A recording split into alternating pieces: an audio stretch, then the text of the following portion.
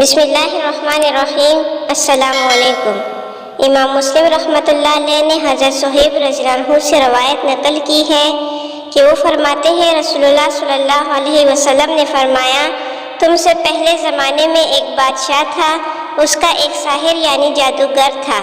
جب وہ بوڑھا ہو گیا تو اس نے بادشاہ سے کہا کہ میں بوڑھا ہو گیا ہوں، کوئی لڑکا میرے پاس بھیج دیجئے جو مجھ سے یہ علم سیکھ لے۔ بادشاہ نے ایک لڑکے کو اس کام کے لیے مختص کر کے اس کے پاس بھیجا۔ ساحر اور بچے کے گھر کے درمیان راستے میں ایک راہب بھی رہتا تھا۔ بچہ ساحر کے پاس جاتے وقت راستے میں تھوڑی دیر کے لیے راہب کے پاس ٹھہر جاتا، کبھی آنے جانے میں دیر بھی ہو جاتی۔ ساحر کے پاس دیر سے پہنچ کر کہہ دیتا کہ گھر میں کسی ضروری کام کی وجہ سے تاخیر ہو گئی، اور گھر تاخیر سے پہنچ کر ساحر کے پاس سے دیر ہونے کا بہانہ بناتا۔ اسی طرح ایک دن ساحر کے پاس جا رہا تھا کہ دیکھا راستے میں بڑے جانور نے لوگوں کا راستہ روکا ہوا ہے۔ بچے نے یہ کہہ کر اس کی طرف پتھر پھینک دیا کہ یا اللہ، ساحر کے کام کے مقابلے میں اگر راہب کا کام آپ کو پسند ہے تو اس جانور کو مار دے تاکہ لوگ آسانی سے گزر سکے۔ جانور مر گیا اور لوگ چلے گئے۔ لڑکے نے راہب کو اس کی اطلاع دی۔ راہب نے کہا، بیٹے اب تم مجھ سے برتر ہو گئے ہو، اور جو میں سمجھتا تھا وہ ہو گیا، اب آپ آزمائشوں میں مبتلا ہو جاؤ گے۔ ابتلا کے زمانے میں میرا نام کسی کو نہ بتانا۔ لڑکے کے اندر یہ کمال پیدا ہوا کہ مادر ذات نابینوں کو اور بیماروں کو دعا کے ذریعے ٹھیک کرتا۔ اس کی شہرت ہو گئی، حتیٰ کہ بات بادشاہ کے وزراء تک پہنچ گئی۔ بادشاہ کا مصاحب نابینا ہو گیا تھا۔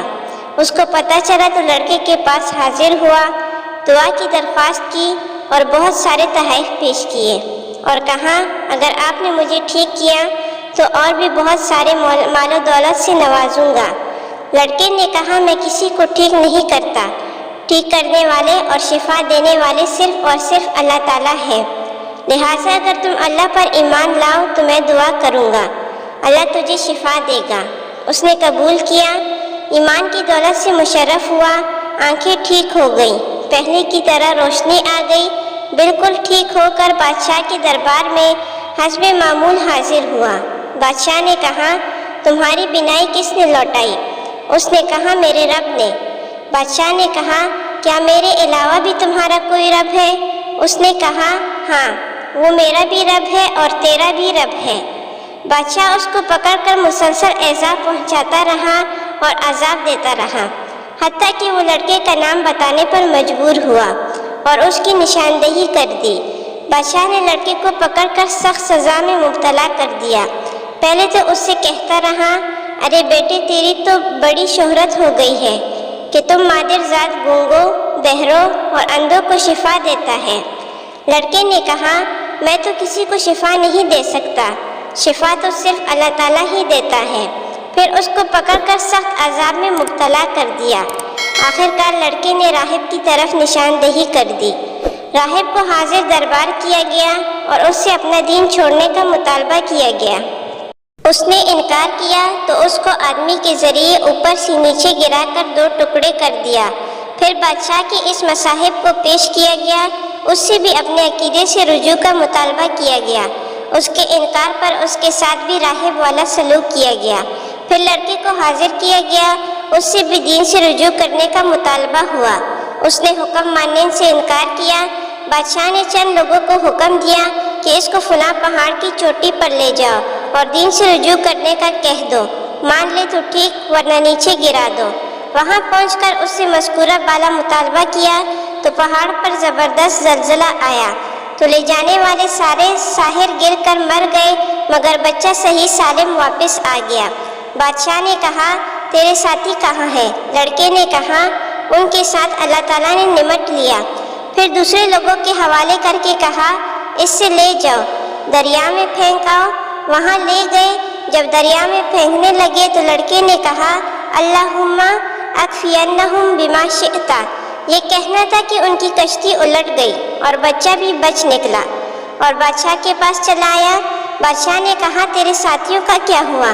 کہنے لگا، اللہ تعالیٰ نے ان کے مقابلے میں میری مدد فرمائی اور میرے لیے کافی ہو گیا۔ پھر بادشاہ سے کہا کہ تم ہرگز مجھے قتل نہیں کر سکتے، مگر یہ کہ تم ایک میدان میں لوگوں کو جمع کرو، مجھے ایک تنے پر چڑھا دو اور میرے ترکش سے ایک تیر نکالو، کمان کے ساتھ لگا کر پھینکتے وقت کہہ دو بسم رب ھذا الغلام، اس لڑکے کے رب کے نام سے، جب یہ عمل کرو گے تو مجھے مار سکو گے۔ بادشاہ نے لوگوں کو جمع کیا، اس کو کھجور کے تنے پر لٹکا دیا، پھر اس کے ترکش سے تیر نکال کر اللہ کا نام لے کر چلایا تو تیر اس کے کان پر لگ گیا تو وہ مر گیا۔ وہاں موجود لوگوں نے کہا ہم اس لڑکے کے رب پر ایمان لے آئے۔ بادشاہ کے پاس آ کر لوگوں نے کہا جس کا تمہیں اندیشہ تھا وہ ہو گیا۔ سب لوگ اللہ پر ایمان لے آئے۔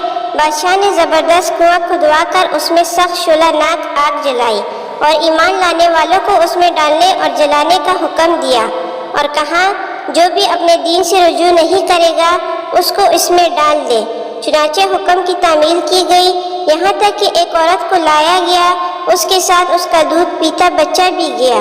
عورت کنویں میں کودنے سے ہچکچانے لگی تو نومولود نے کہا اماں ثابت قدم رہو، تم ہی حق پر ہو۔ لڑکے کو قتل کر کے دفن کر دیا گیا۔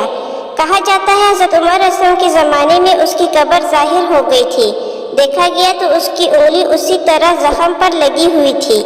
اور ساتھ ہی ہمارے چینل کو سبسکرائب کر دیں۔